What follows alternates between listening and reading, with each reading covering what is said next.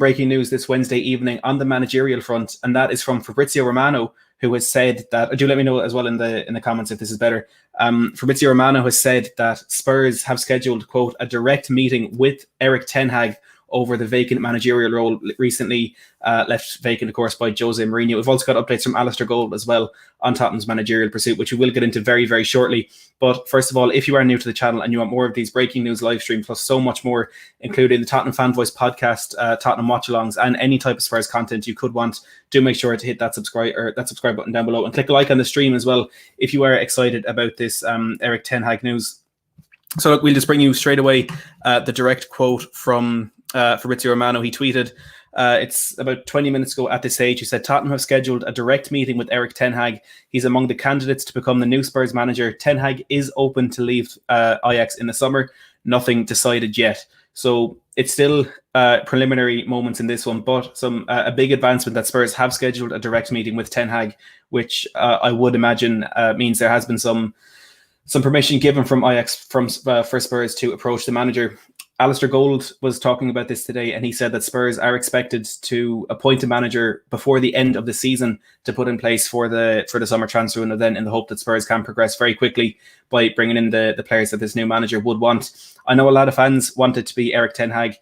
Put a yes in the chat if you do want ten Hag, put a no if you don't want him. For me, I'm quite undecided on this one, and look, I can see the attraction for him, as people are saying he plays attacking, attractive football. And first of all, White Hart Payne coming in with the £80 super chat, or 80 pence super chat. Thank you very, very much for that. It is massively appreciated. Look, he plays attacking, attractive football. He, of course, brought Ajax through to the semi-final of the Champions League before Lucas Moura knocked them out in Amsterdam. He has developed a lot of very good young players, the likes of Frankie de Jong, Matthias de Ligt, David Neres, Donny van de Beek, and so much more have gone on to thrive. You could even include Andre Onana and that before his doping ban. And looking at this chat, it's fairly conclusive. A whole lot of yeses coming in there from everyone in the chat. I'm yet to see a no. Paddy M here says attacking football and can do it on a budget. And look, that is, I suppose, what we're looking for. And Jonathan here is mentioning as well the Lille coach. The thing with the Lille coach was Spurs had approached him, and I think there's a lot of managers that we had approached to try and get this one done, as we've heard with the recent appointments at Bayern Munich and RB Leipzig, that we also approached Julian Nagelsmann and Jesse Marsch. However, they turned us down and went in other directions. Jordan Stevens here saying sources Romano as well. Christopher W says ten Hag is the guy that faced us in the Champions League semi, of course, with Ajax. Wolf Muller here says not really, even worse. I heard we approached Southgate, and look, I tweeted out a while ago, I can't be held responsible for what I do or say if Spurs do appoint Gareth Southgate as their next manager, but look, I definitely take ten Hag over him. Trying to get through a few members' comments here.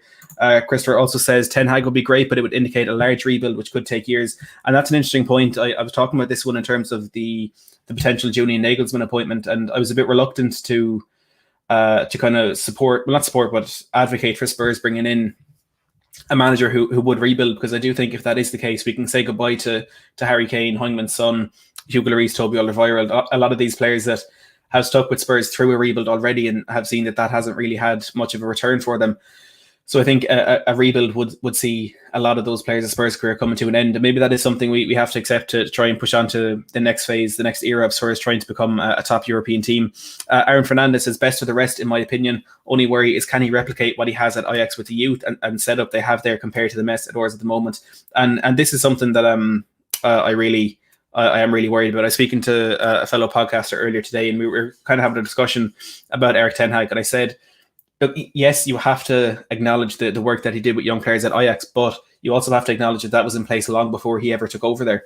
You know, they have one of the best academies in the world, and there's so many players that have come from there. And even looking at the last 10 years at Spurs, we got the likes of Rafael van der Vaart, Christian Eriksen, Toby Alderweireld, Jan Vertonghen, all who came through that Ajax youth setup. So it is something that has been in place there long before him and will continue to be in place there long after him. So you have to argue then, would Spurs have a similar setup there that they could have him being successful with youth players then as well? And that Champions League run, I think, is one that will go down in history when you're looking at, you know, in the round of 16, knocking out Real Madrid, then quarterfinals beating Juventus and coming so close to beating Spurs in the semi-final.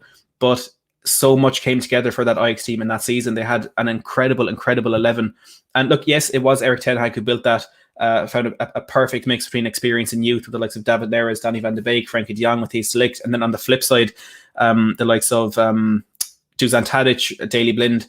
It was an incredible kind of balance between experience and youth, which he did, of course, do very well to build. But that kind of phase of players coming through that youth setup there as well did help out a lot. And then you do have to remember, knocked out in the semi-final, you could use the phrase bottled it, conceding 3 goals in the last quarter of that knockout tie to Lucas Moura. Of any other player, I think it would be interesting the relationship between Ten Hag and Lucas Moura if that did happen. If Ten Hag were to be the next manager of Spurs. Kieran here with a good question saying, will Ten Hag get the best out of Sanchez? And I suppose he did get the best out of Sanchez at Ajax. He of course was part of that Ajax team that made it through to the Europa League final, but eventually lost to Manchester United. Look, we'll have to wait and see. I think Brenda here makes a good point. There's been some reports today that Sanchez is leaving, but I suppose there's no manager to get the best out of him than someone who knows the setup where Sanchez really came through and maybe could be able to properly push him on. Dara says, Ajax build players, not the manager. Manager gives them the chance in a balanced side. And a good point from Dara as always. Dara, thanks for tuning in. And kind of following on from what I said, it's that setup at Ajax that has been there for so long and continues to be a very, very successful one. Sean Blaney here coming in with the £5 super chat. Sean, thank you very, very much for that. It is hugely, hugely appreciated. Anybody else, if you do want to show some support for the channel or get your questions answered, your comments read out, please do throw in a super chat. It is always hugely appreciated. And like I said, a very good way to support the channel as well. Paul here saying, take a breath. He hasn't really achieved anything with Ajax other than reaching a Champions League semi. And this is another kind of debate I had on Twitter a while ago. Is he a successful manager? Because yes, he has won trophies at Ajax. He's won the Eredivisie a few times, I would imagine, and as well, I think he probably has won a few domestic cups there. But you do have to take into consideration the monopoly that Ajax have had over Dutch football for, again, long before Ten Hag was there, and they will continue to have long after Ten Hag.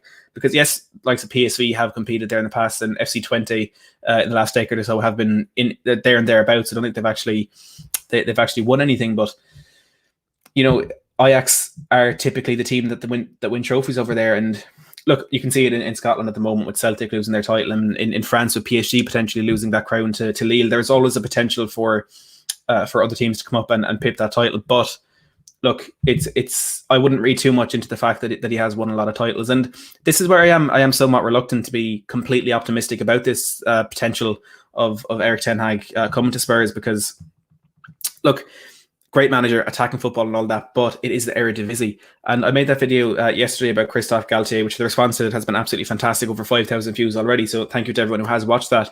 And people are saying, well, we don't want Galtier. He's in the League One, which people often call a farmers league, which I think is quite harsh. But he's beaten PSG this season. He's working on a budget. He's lost so many of his big players recently: Nicola Pepe, Victor Osimhen, Rafael Leao, a few holding midfielders as well. And he's competing with the PSG, who before tonight I probably would have said are the best team in the world. So the fact that he has beaten PSG, just that one team, I would read more into that than I would with Erik ten Hag beating the 11 or 15 other teams in the Eredivisie, whatever it is. It's not a very, very strong league. And that's not just a matter of opinion. It is factual. If you're looking at the UEFA coefficient standings, if you're looking at the strength of the teams that are there, it is fact that the Ligue 1 is a stronger league than the Eredivisie. So I feel you can't make the argument on one hand that Galtier is coming from a weak league and then say that on the other hand, we want Erik ten Hag because he plays good football and he wins matches. Noy says, I believe all those young players who come back of loans and let them run with the new manager. And look, that's the thing. There are a lot of exciting young players at this club. I wouldn't go so far as to say I believe they can reach the level of what Frankie de Jong is now doing at Barcelona, what Matthijs de Ligt, I suppose, last season has done at Juventus, because he's really struggling this year, and then what Donny van de Beek could do if he was given a chance at United. But the likes of Alfie Devine, Dane Scarlett, Dennis Cirkin, Harvey White will do a lot better with a manager like Ten Hag, who has experience in improving youth players like that. So look, definitely one to keep an eye on. Noy says, so excited. And look, I know that there are a lot of fans who are really calling for this one, and it has been floating around in the last couple of days. It felt as though this one was kind of getting a bit more serious and potentially a bit closer to getting a development, and we have got that development tonight, as I just said there. Fabrizio Romano says Tottenham have scheduled a, quote, direct meeting with Erik ten Hag. He's among the candidates to become the new Spurs manager. Ten Hag is open to leave Ajax in the summer. Nothing decided yet. I think the the most important thing really to take from that one is he's among the candidates to become the new Spurs manager. Levy isn't rushing into a decision here. He's not going straight in. I wouldn't say he did that last time, but in terms of having that appointment done 11 hours later, he's taken his time. He's working with what he has. He's looking at all these different options. And yes, it appears as though he has been a bit too slow in getting some of those options. If you're looking at Julian Nagelsmann, however, I would feel as though if Spurs had made a move for Nagelsmann 3 months ago, it wouldn't have happened because, it's a step down from Leipzig, as tough as that is to admit. It is a step down from Leipzig, and I felt like he was always going to hold out for the German job because we knew Joachim Löw was going to be leaving there, so maybe he wanted that, and maybe the next best thing then for him is with Hansi Flick taking that move to Germany, that he could go and get that Bayern deal. So I don't think anything would have happened there. And then you're looking at Jesse Marsch at RB Salzburg, who is today. It's been revealed he will be joining RB Leipzig at the beginning of next season. I think it's a similar thing there. You often see players from Leipzig from Salzburg move on to Leipzig before they make any other step up. I mean, the most recent Spurs target that did that was Dominik Szoboszlai. So look, you could argue Levy is taking too long here, missing out on some targets, but then on the flip side, would those targets have been realistic anyway? And I tend to give him the benefit of the doubt on that one. But look, I just wanted to jump on for a quick stream because it is a very, very big development in Tottenham's pursuit of a manager, which, like we said, should be over before the end of the season. Alistair Golding's Spurs are expected and do really want to replace Jose Mourinho before this season comes to an end. It's going to be a rough few weeks, I think, in the Premier League. I don't think we'll be getting Champions League qualification. We'll be kind of learning a lot about some of those players if they will still be at Spurs in the new season. And then the new manager will come in, and it could be very similar to what we had with Mauricio Pochettino in a season of turmoil, of getting out the deadwood and then trying to rebuild from there. I think the decision of this manager will have a huge bearing on whether we will see Harry Kane in a Spurs jersey next season.